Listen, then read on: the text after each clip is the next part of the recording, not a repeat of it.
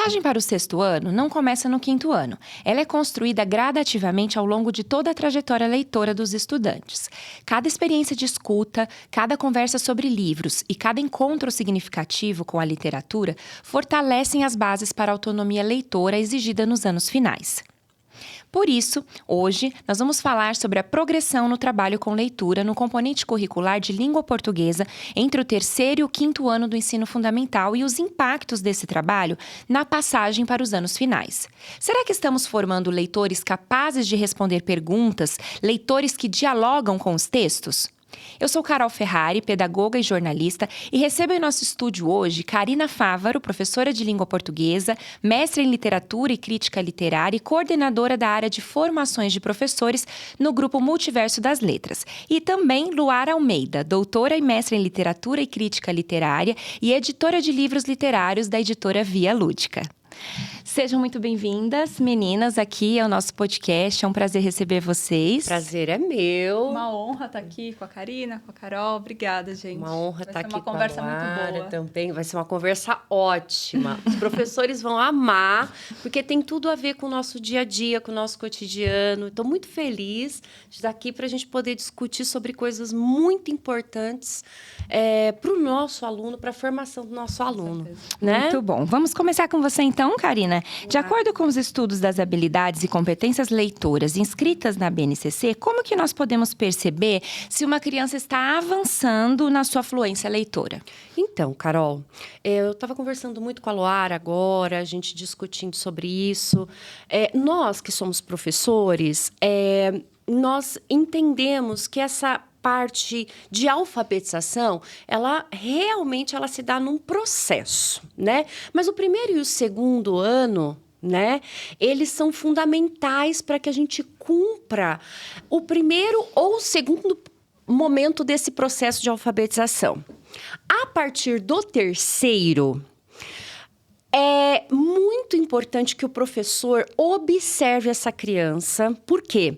Porque no terceiro ano, essa criança, ou grande parte das crianças, o que elas fazem? Elas acham que ler bem é ler rápido, pelo reconhecimento da palavra no papel. E não é nem uma leitura por decodificação, porque a leitura por decodificação, você lê, mas você basicamente entende o sentido daquela palavra. Não dentro de um contexto, mas dentro, muitas vezes, de uma semântica frasal.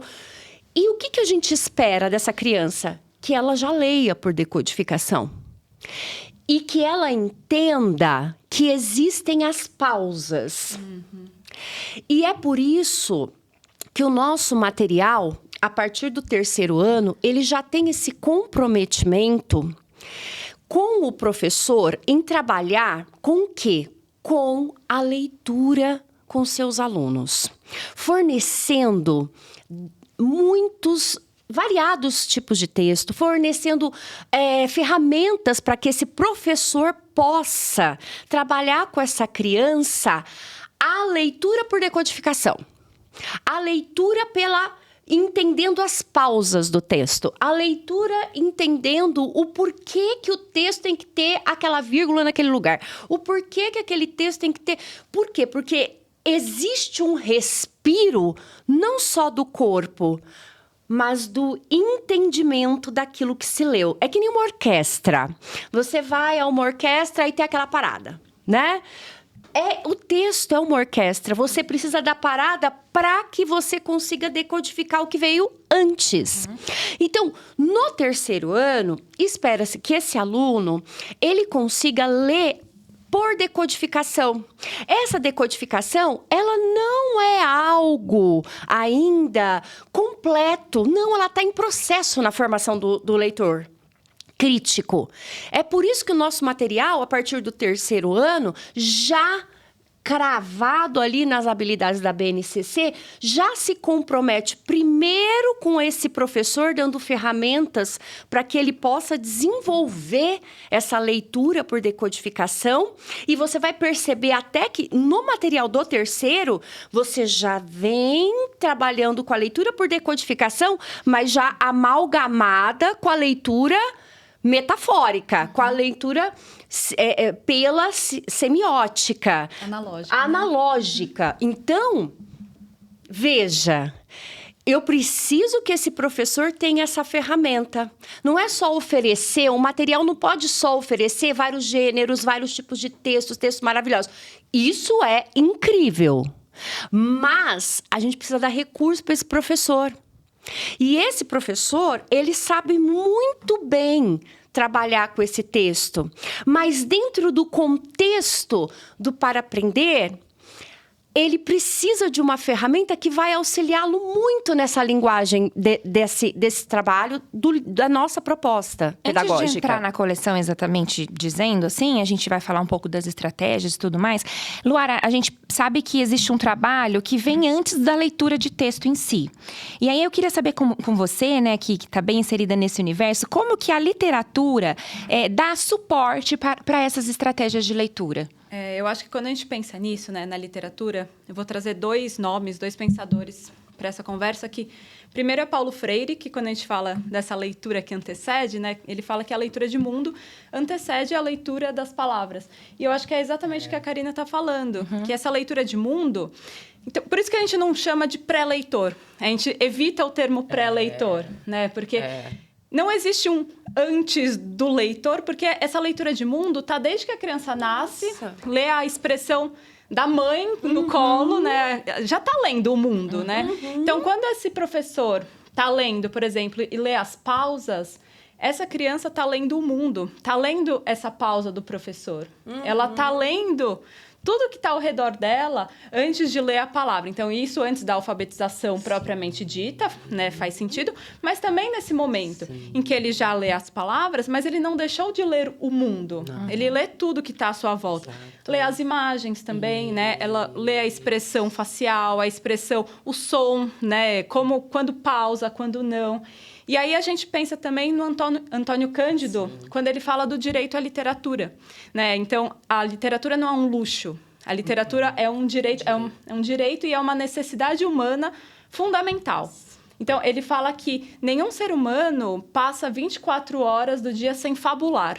E aí, quando a gente pensa nessa fabulação, ela está em tudo no nosso dia. A gente não passa um dia sem essa fabulação, né? Sem essa analogia, a narratividade. Exatamente. Construção de discurso. E ele vai mais, né? Ele fala que a literatura está em todo lugar. Então, está no xiste, né? Ele fala que a literatura está na história que a avó contou para o neto. A literatura está em tudo isso.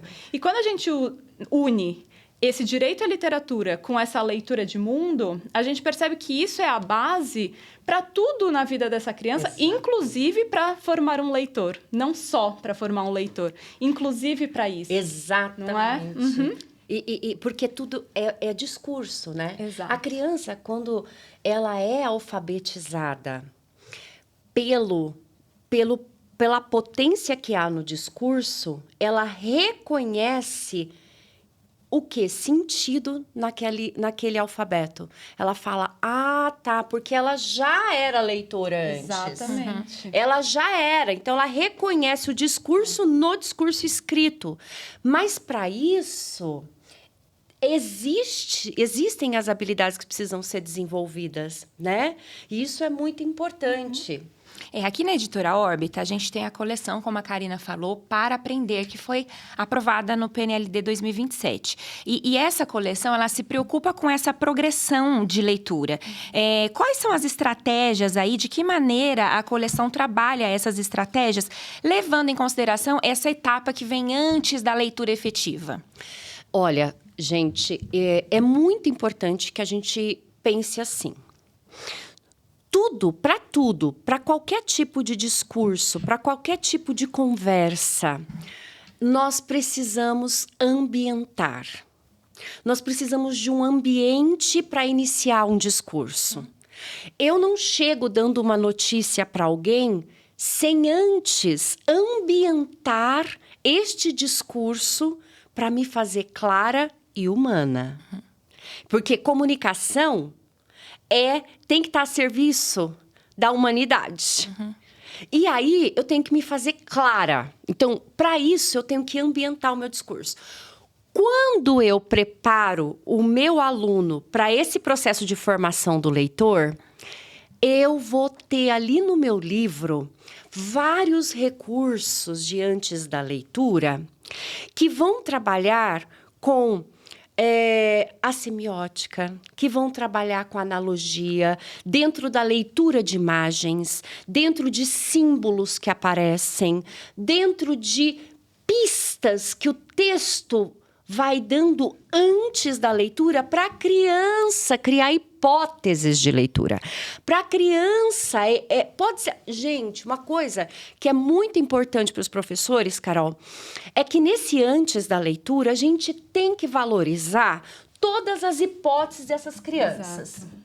Das as mais absurdas até as mais científicas, vai colocando na lousa, porque eles vão se sentindo valorizados. É ali que você prende a criança. Nossa, ela colocou minha ideia na lousa. Sim. É uma coisa tão boba, mas você dá credibilidade para aquilo que você está fazendo. Porque a criança não pode ficar de fora do processo de formação de leitor. Ela tem que ser protagonista sempre.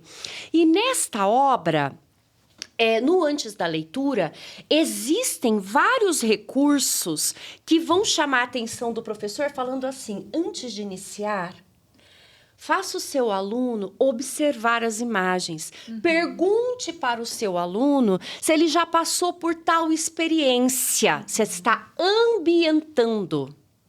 Então, você está criando um ambiente e está, ao mesmo tempo, fazendo com que essa criança levante hipóteses. Porque isso vai ser importantíssimo, sabe para quê? Para que depois que haja a mediação do professor sobre aquele texto, aquele cartaz, aquela receita, seja lá o que for, depois da mediação, da análise daquilo, dos recursos semióticos ou não daquele texto, essa criança fale assim, ai, nossa, nada a ver com aquilo que eu tinha pensado, hein, Pro? Nada a ver. Aí eu falo, eu acertei. Isso é importantíssimo para consagrar aquele momento.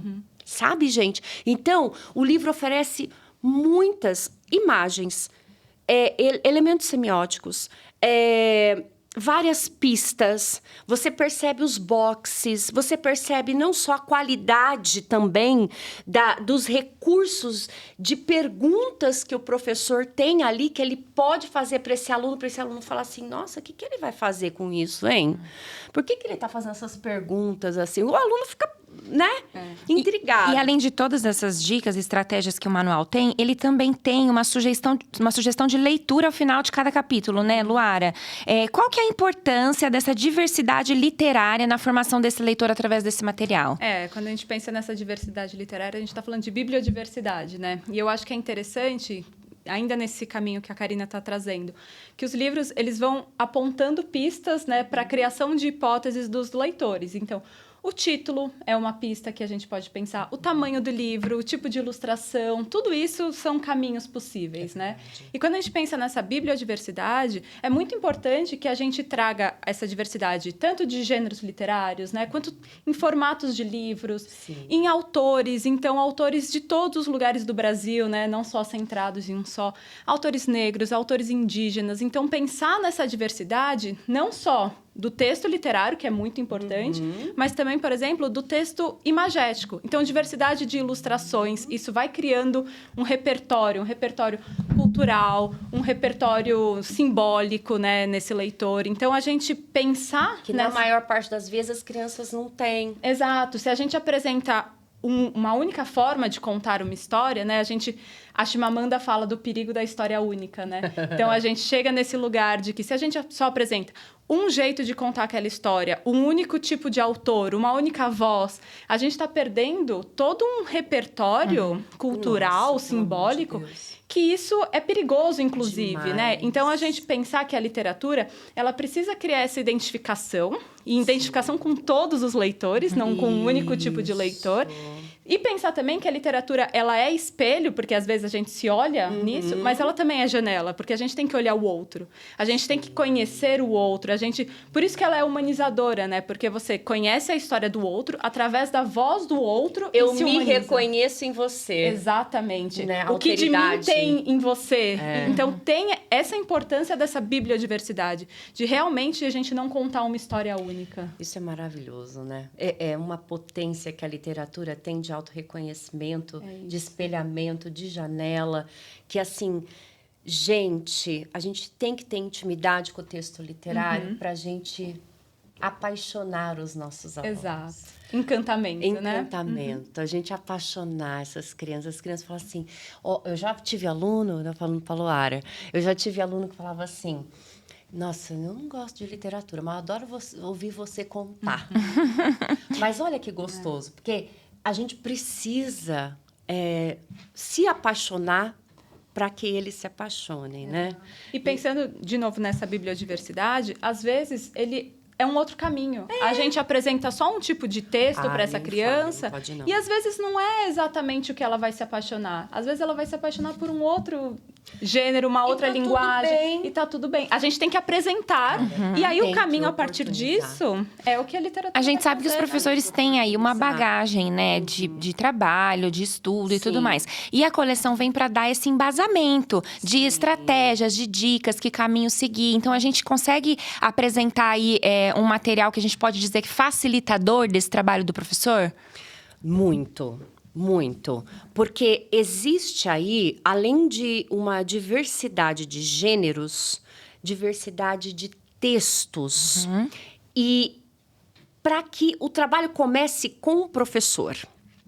Então, vou dar um exemplo fora um pouquinho, mas totalmente dentro do contexto.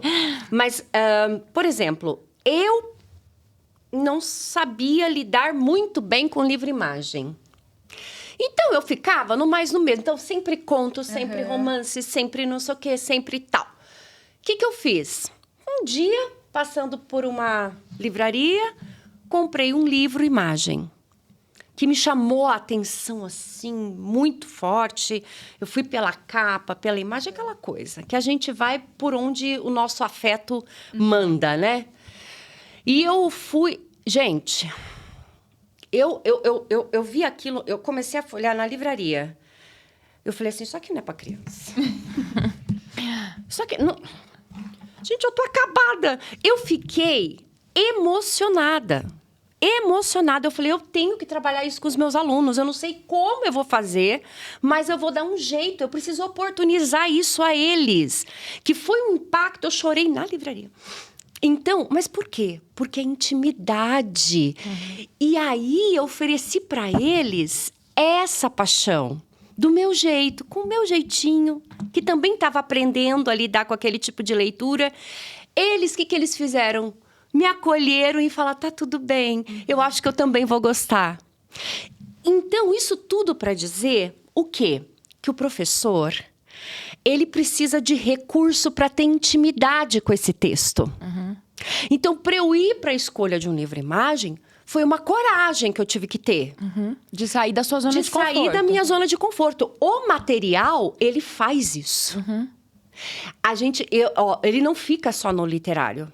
Ele entra com a semiótica em vários outros tipos de texto e vários outros tipos de gênero. Eu tenho aqui, propõe a leitura de cartazes, infográficos, fotografias, quadrinhos, ilustrações, tudo isso para favorecer a prática de leitura em diferentes linguagens, né? Mas, veja, ele tira a gente da nossa zona de conforto, mas, ao mesmo tempo, oferece recurso para que o professor possa trabalhar também. Nesse caso, você foi na livraria atrás de um livro-imagem. Eu fui corajosa. Mas antes de ofertar aquela mediação para os meus alunos, o que eu fui fazer? Eu fui estudar. Um pouquinho, né? Não adianta tirar da zona de conforto e te deixar ali sem embasamento. Sim, eu falei, peraí, por onde eu entro aqui?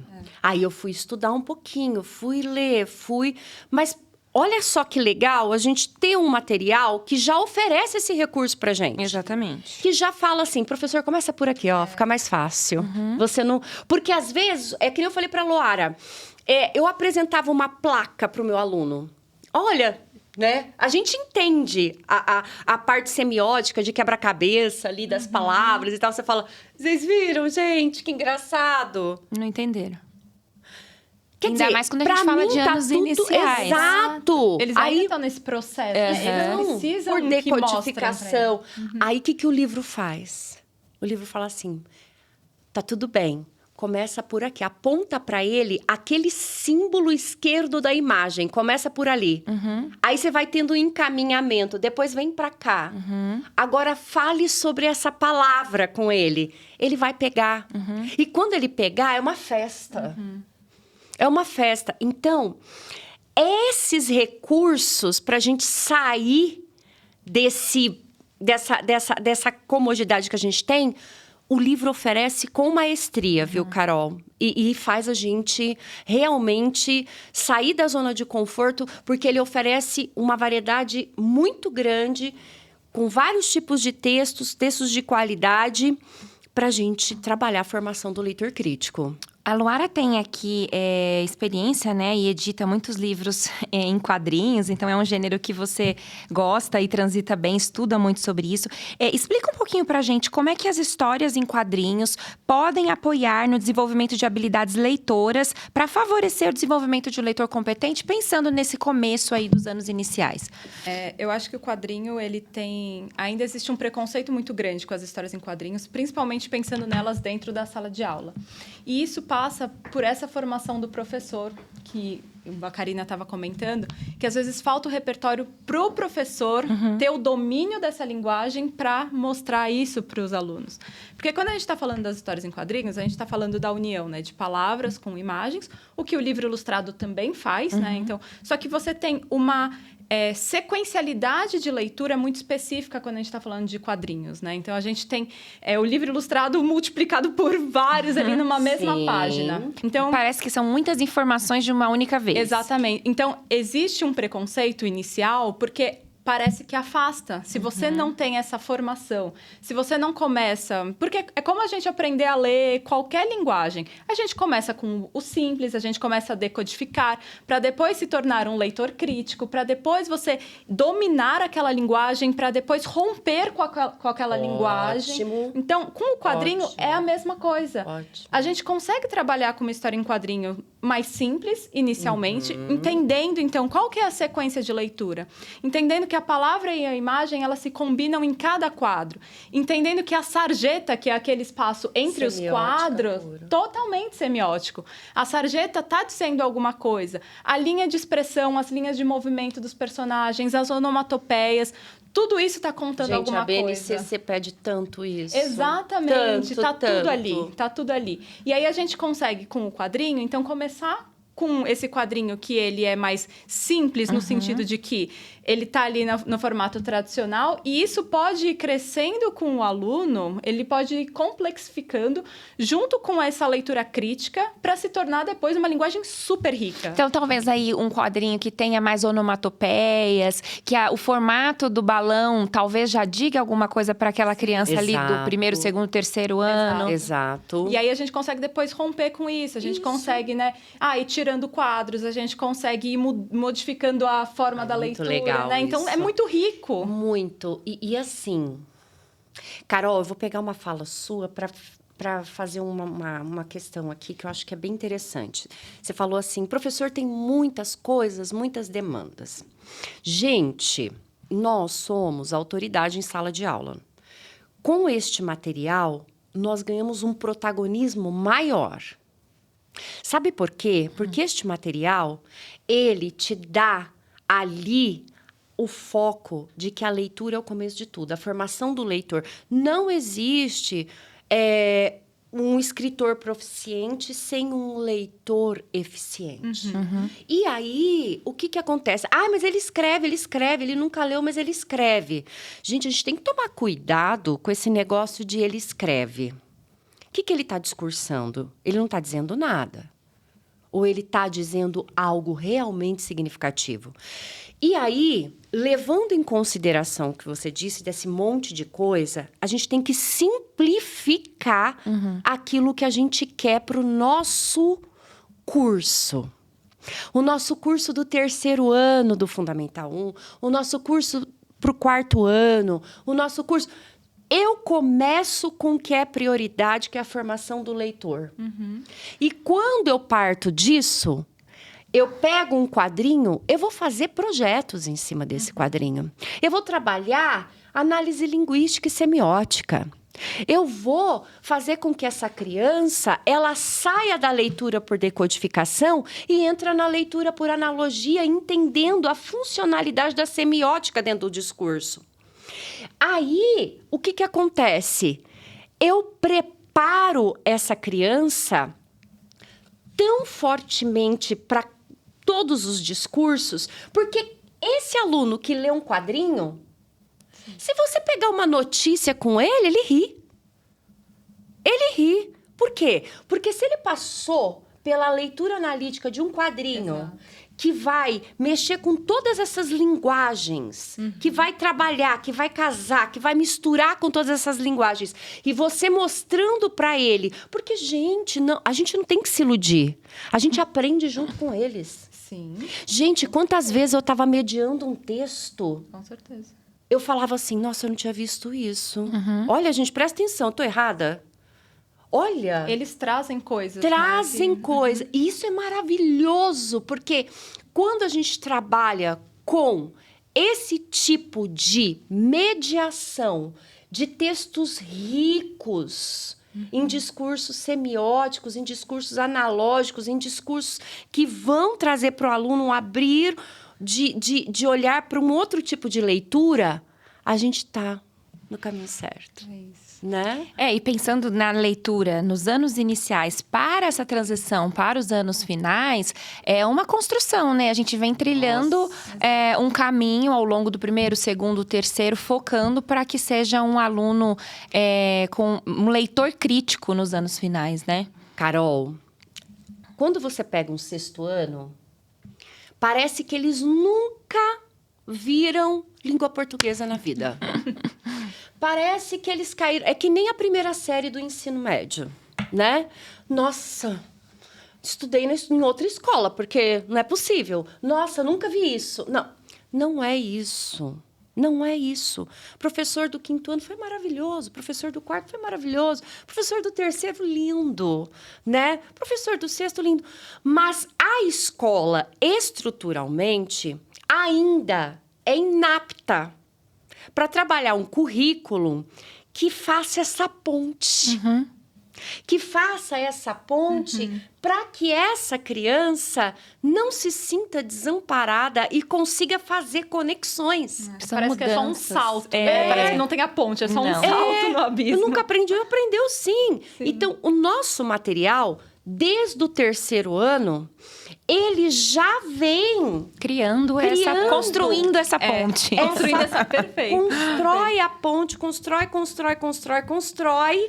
E quando ele chega ao 6º, por mais que seja um professor especialista, né? É um professor para cada matéria, não tem mais, né? Aquele abraço de matérias no mesmo professor, muitas vezes...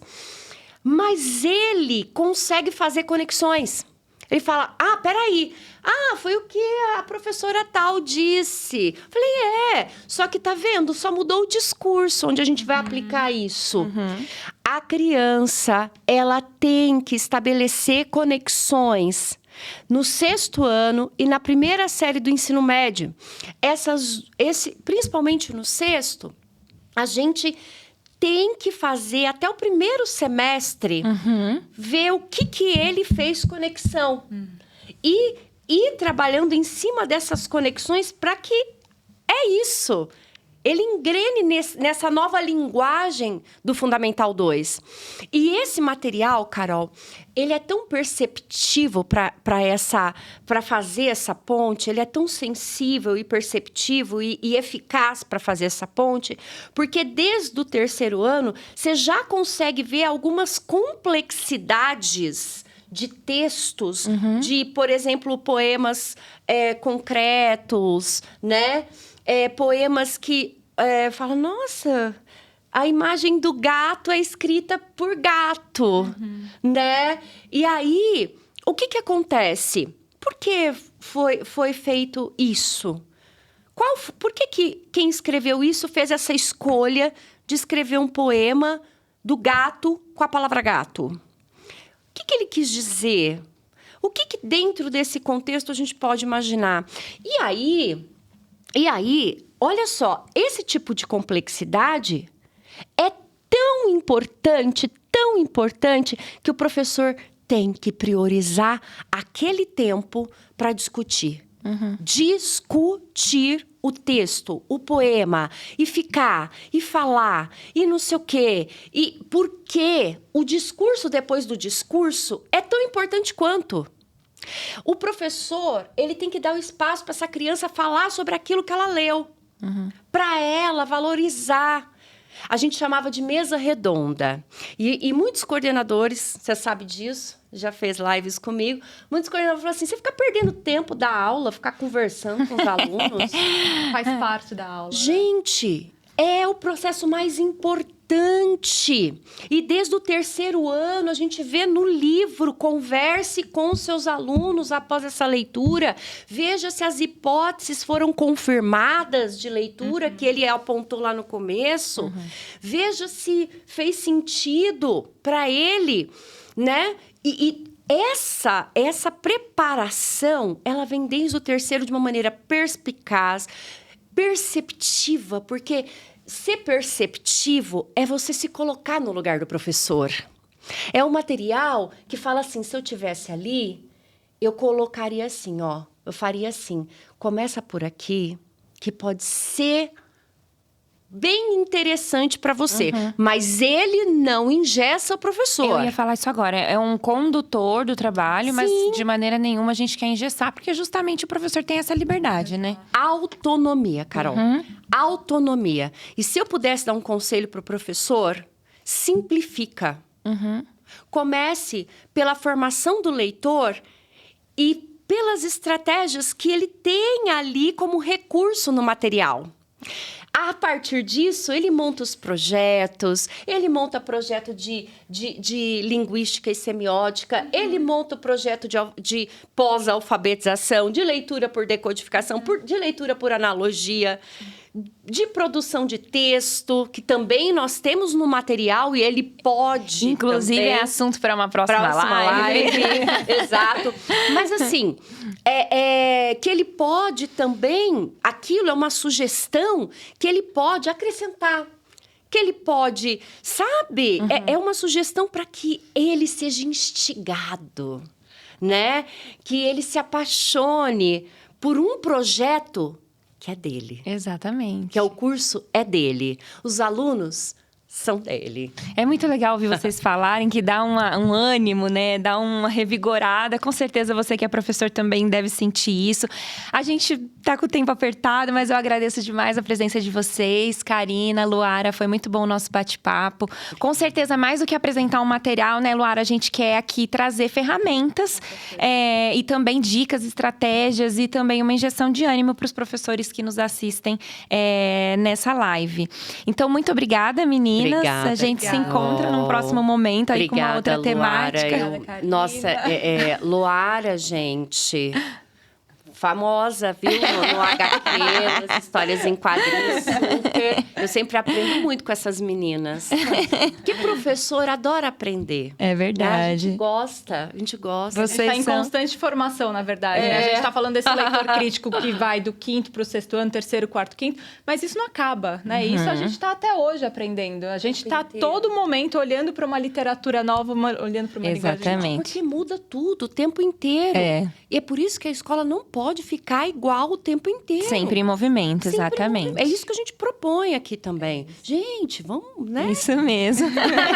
Obrigada, meninas. Obrigada, Carol. Vocês que nos assistem, não se esqueçam de deixar o like no nosso canal aqui no YouTube e também nos seguir no Instagram, @editoraorbita, para você ter mais conteúdos, acesso a mais materiais que a gente faz. Estamos sempre produzindo muita coisa legal. Vale lembrar também que esse trabalho progressivo que falamos entre 3º e 5º ano, para uma transição mais tranquila tranquila para os leitores do 6º ano está fortemente ligado com a nossa coleção para aprender língua portuguesa aprovada no PNLD 2027. E se você quiser conhecer melhor a proposta pedagógica da coleção, acesse o nosso site pnld.editoraorbita.com.br/efai-27 para ter acesso aos livros digitais, os objetos, tudo está disponível para a sua análise e avaliação.